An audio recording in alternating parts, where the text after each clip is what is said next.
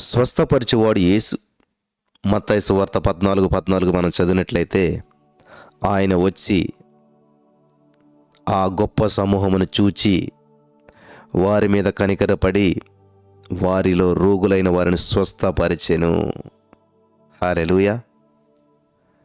Mark సువార్త 6:34 చదివినట్లయితే, యేసు వచ్చి ఆ గొప్ప సమూహమును చూచి వారు కాపరలేని గొర్రెల వలె ఉన్నందున వారి మీద కనికరపడి వారికి అనేక సంగతులను బోధింపసాగాను. వండర్ఫుల్. జాగ్రత్తగా గమనించాలి ఈరోజు ఈ యొక్క అద్భుతమైనటువంటి విషయాలు. గొప్ప స్వస్థపరచువాడైనటువంటి యేసుని మీరు కలిగి ఉన్నారా? గొప్ప స్వస్థపరచువాడైనటువంటి యేసుక్రీస్తు ప్రభువుని ఇప్పుడు మీకు నేను పరిచయం చేస్తూ ఉన్నాను. యేసు ప్రభు వారు ఏదో మరి బాధలు తీర్చేవాడు అయినటువంటి మీరు పరిచయం అయిందేమో, కానీ ఈరోజు స్వస్థపరిచేటువంటి వాడు యేసు ప్రభు వారిని మీరు పరిచయం చేస్తూ ఉన్నాను. యేసు అనగా రక్షకుడు. ఆయన తన ప్రజలను వారి పాపం నుంచి ఆయన రక్షించును. ఆమేన్. మత్తయి 1:21 సండేస్ గురించి మనం చదువుతున్నాం.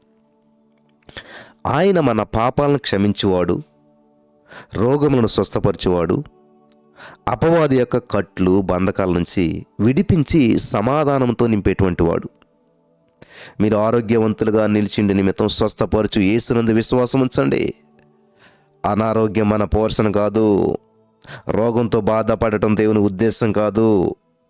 ఆమేన్. ఈరోజు నీ మాటలు వింటున్న ప్రియమైనటువంటి సహోదరి, యేసయ్య నీతో మాట్లాడుతున్నాడు. రోగంతో సమస్యతో ఉండటం దేవుని యొక్క ఉద్దేశం కాదు.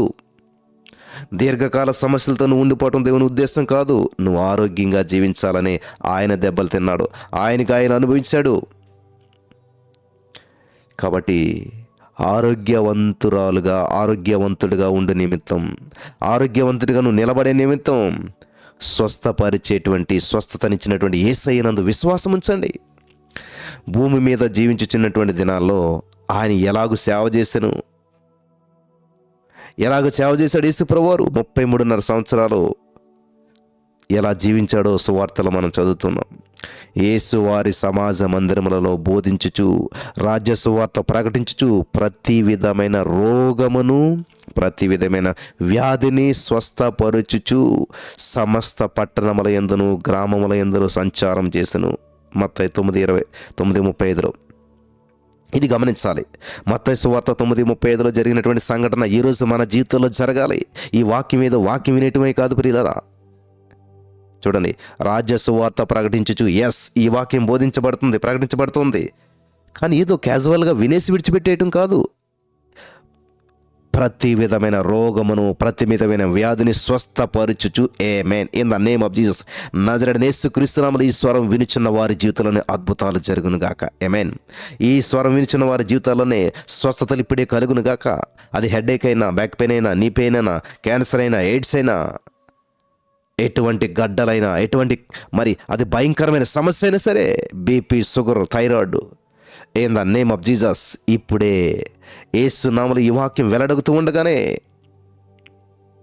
రోగాలు పోవాలి, స్వస్థతలు కలగాలి. ప్రతి విధమైన వ్యాధి నుండి యేసు నామములో విడుదల ప్రకటిస్తున్నాను. ఇప్పుడే నజరేయుడైన యేసుక్రీస్తు నామములో నేను విడుదల ప్రకటిస్తున్నాను. దేవా, నీవు నాకు ఇచ్చిన అధికారాన్ని బట్టి నేను ప్రకటిస్తున్నాను. ఈ యొక్క వర్తమానం ముగించకముందే అద్భుతమైన సాక్ష్యాలు. ఆమేన్. ఏ హాస్పిటల్ అవసరం లేకుండానే, ఏ విధమైనటువంటి నా ప్రభా మరి వైద్యుడు అవసరం లేకుండానే పరమ వైద్యుడు నీవు ఈ మాటలో నుంచి స్వస్థత విడుదల చేశావు. ఆమేన్. పిల్లలు, మీరు నమ్మండి, నిజంగా మీ బాడీ పార్ట్లో ఎక్కడైతే అనారోగ్య సమస్య ఉందో అక్కడే మీ చేతులు వేసుకుని ఇప్పుడే I'm healed by his stripes, యేసయ్య పొందిన దెబ్బలతో స్వస్థత పొందేశాను. ఏ రోగము నాలో, నా భర్తలో, నా కుటుంబంలో, నా పిల్లల్లో ఉండటానికి వీల్లేదు, బయటకు పోమని ఆజ్ఞాపిస్తున్నాను అని మీరు పలకండి. నేను పలుకుతున్నాను. ఇద్దరు ఏకీభవించినట్లయితే భూలోక రాజ్యంలో అది పరలోక రాజ్యంలో కూడా జరుగుతుంది. కాబట్టి ఇప్పుడే మీరు నాతో పాటు ఏకీభవించి ఏ సమస్యనా, ఏ రోగమైనా యేసయ్య స్వస్థపరిచేశాడు, యేసయ్య బాగు చేసేసాడు, యేసయ్య వెల చెల్లించేశాడు అని నువ్వు నమ్మి విశ్వాసం ఉంచు. స్వస్థత పరిచేటువంటి దేవుడు నాకున్నాడు, స్వస్థతనిచ్చినటువంటి యేసయ్య నాకున్నాడు అని నువ్వు నమ్మితే ప్రతి విధమైన రోగము, ప్రతి విధమైన వ్యాధి ఇప్పుడే విడుదల. ఆమేన్. ఇప్పుడే బయటపడుతున్నారు. ఆమేన్. నమ్మిన వారు స్వతంత్రించుకుందరుగాక in the name of Jesus. హల్లెలూయా. I curse every sickness in the name of Jesus. యేసయ్య, ప్రతి ఆ యొక్క సిక్నెస్ నేను శపిస్తున్నాను దేవా. ఏ కుటుంబంలో, ఏ ఇంటిలో, ఏ ఒంటిలో ఉండటానికి ఈ వాక్యం వినిచిన వారి జీవితాల్లో అది పని చేయకూడదు. ఆమేన్. Thank you Jesus. హల్లెలూయా. ఇక్కడ ఆదికాండము అపోస్తల కార్యములు 10:38 మీరు చదివినట్లయితే, మార్కు సువార్త 6:53-55 వరకు చదివినట్లయితే, వారు అవతలకు వెళ్ళి గెన్నేసరేతు దగ్గర ఒడ్డుకు వచ్చి దరి పెట్టిరి. వారు దోనె దిగగానే జనులు ఆయనను గుర్తుపెట్టి ఆ ప్రదేశమంతటా పరుగెత్తుకొని పోయి ఆయన ఉన్నాడని వినిన చోటునకు రోగులను మంచముల మీద మోసుకొని వచ్చుట మొదలుపెట్టారు. వండర్ఫుల్. ఈరోజు నా ప్రియమైనటువంటి సహోదరుడా, స్నేహితులారా, నీ దగ్గరకు రోగులు వస్తున్నారా? నీ దగ్గరకు మోయబడిన వారు వస్తున్నారా? నీ దగ్గరకు బంధకాల్లో ఉన్నవారు వస్తున్నారా? మరి వచ్చిన వారు వచ్చినట్టుగానే వెళ్తున్నారా? అయితే ఈ రోజున ఒక మాట గమనించాలి. అపోస్తల కార్యములు 10:38 పేతురు, యాకోబు, యోహాను అనేటువంటి వారు యేసుక్రీస్తు వెంట ఎక్కువగా వెళ్తున్నటువంటి వారు వాళ్ళ ముగ్గురు. పేతురు గారి సాక్ష్యం బహుస్పష్టంగా ఉన్నది. దేవుడు నజరేడైన యేసును పరిశుద్ధాత్మతోనూ శక్తితోనూ అభిషేకించినది. దేవుడానికి తోడేండును గనుక ఆయన మేలు చేయుచు అపవాది చేత పీడించబడిన వారందరినీ స్వస్థపరచుచు సంచరించుచూ ఉండెను. యేసుక్రీస్తు ప్రభువారు తాను ఏర్పరచుకున్న 12 మంది శిష్యులకు అధికారం ఇచ్చాడు. అపవిత్రాత్మను వెళ్ళగొట్టడానికి, వ్యాధిగ్రస్తులను స్వస్థపరచడానికి వారిని తన ప్రతినిధులుగా పంపాడు. మత్తయి సువార్త 10:8, 10:1 మీరు చదవచ్చు. అపోస్తల కార్యములు 3:6-7 మీరు చూసినట్లయితే, తల్లి గర్భం నుంచి పుట్టినది మొదలుకొని కుంటివాడై భిక్షమడుగుచున్నటువంటి వ్యక్తి స్వస్థతను గూర్చి అపోస్తల కార్యముల్లో చదువుతున్నాం. స్తెఫను మరియు సువార్తికుడైనటువంటి ఫిలిప్పు కూడా అద్భుతాలు, సూచక్రియలు జరిగించారు. వారి పరిచర్య ద్వారా అపవిత్రాత్మలు వదిలిపోయాయి, రోగులు స్వస్థత పొందారు. అపోస్తల కార్యములు 6:8, 8-7 మనం చదవచ్చు. ఒక అద్భుతమైన సంఘటన బైబిల్ నుంచి చూద్దాం. శతాధిపతి దాసుని స్వస్థతను మనం గమనించినట్లయితే ప్రియులారా, మత్తయి మరియు లూకా సువార్తల్లో దీనికి సంబంధించినటువంటి వివరాలు రాయబడి ఉన్నాయి. శతాధిపతి దాసుని స్వస్థత గురించి. శతాధిపతి అనగా, శత అనగా 100, అధిపతి అనగా అధికారి. అంటే శతాధిపతి అనగా 100 మంది సైనికులకు, 100 మంది సైనికుల మీద అధికారి, 100 మంది సైనికుల పైన అధికారి, పై అధికారి. అతనికి ప్రియమైనటువంటి దాసుడు, ఇష్టమైనటువంటి దాసుడు పక్షవాయుతో సావసిద్ధమై ఉన్నాడు, చనిపోవడానికి సిద్ధంగా ఉన్నాడు. కొందరు పెద్దల ద్వారా ప్రభువు ఆహ్వానించబడినప్పుడు,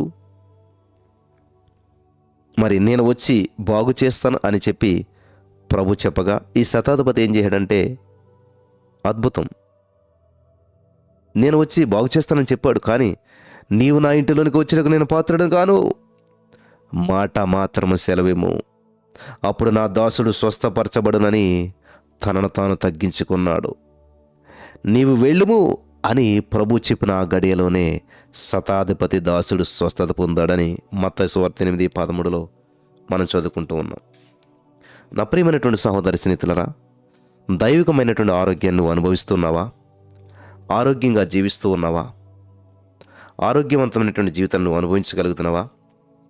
ఈ రోజున పరిశుద్ధాత్మ దేవుడు నీతో మాట్లాడుతున్న స్పష్టమైన మాటలను చాలా జాగ్రత్తగా వినాలి.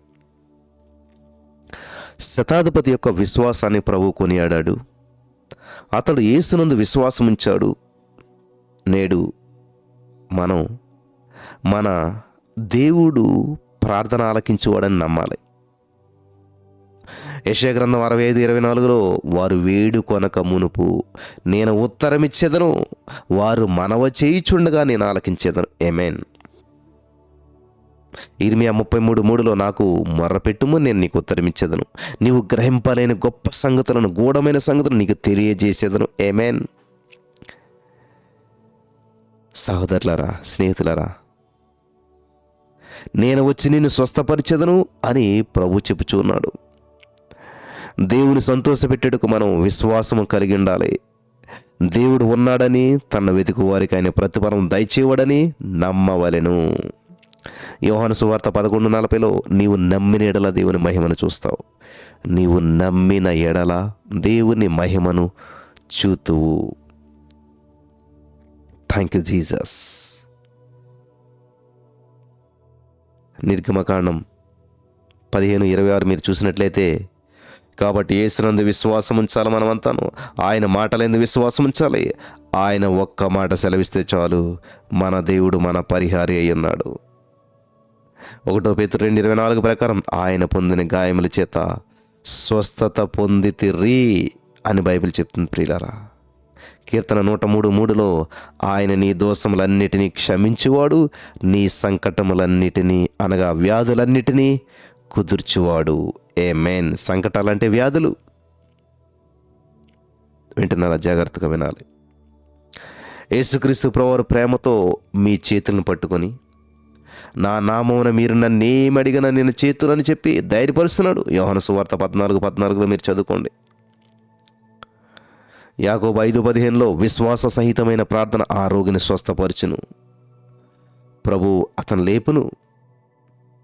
యాకోబు 5:15. బైబిల్ గ్రంథంలో ఉన్నటువంటి వాగ్దానాలన్నీ కూడా అవును, ఆమెన్ అని ఉన్నాయి ప్రియులరా. కాబట్టి మీరు స్వస్థతని ఇప్పుడే పొందుకోవచ్చు, మీరు స్వస్థతని ఇప్పుడే అనుభవించవచ్చు. దేవుని వాగ్దానాలు ఆమెన్ అనేసాడు. స్వస్థత నీ స్వాచ్ఛము, వెంటనే నువ్వు స్వస్థతను అనుభవించవచ్చు ఇప్పుడే. నమ్ముచున్నారా? శతాధిపతి యొక్క దాసుడు శతాధిపతి ఇంటికి వెళ్ళాక కాదు, వెంటనే స్వస్థత పొందాడు.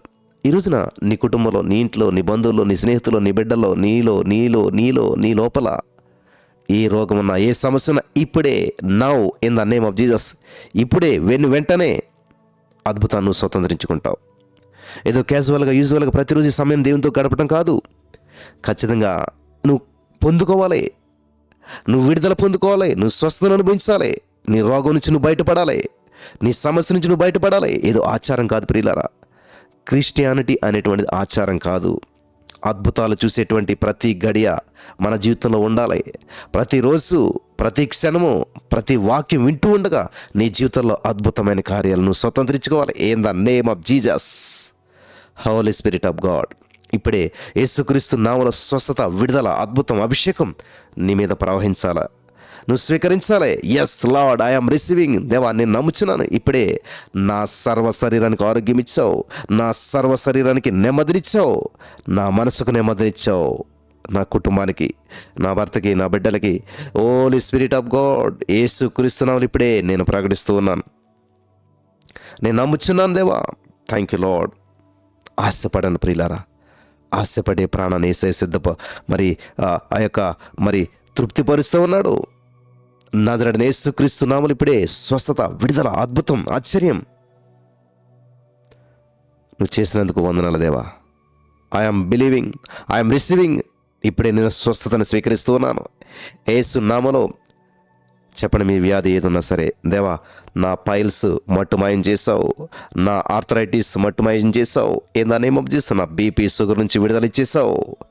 ఎవరైతే ఈ యొక్క వర్తమానం వింటూ ఉండగానే, ఈ యొక్క ప్రార్థన ఏకీభవిస్తూ ఉండగానే అద్భుతాలు చేసావు. Thank you Lord. I'm heal by his stripes. యేసయ్య పొందిన దెబ్బల ద్వారా ఇప్పుడే స్వస్థత నేను అనుభవించాను. దేవా, ఈ వర్తమానం ముగించబడక మునిపే అద్భుతమైన సాక్ష్యాలు వినేలా నువ్వు చేసావు. Thank you lord. మేము నమ్ముచున్నాం, పొందుకుంటున్నాం తండ్రి. ఆమెన్.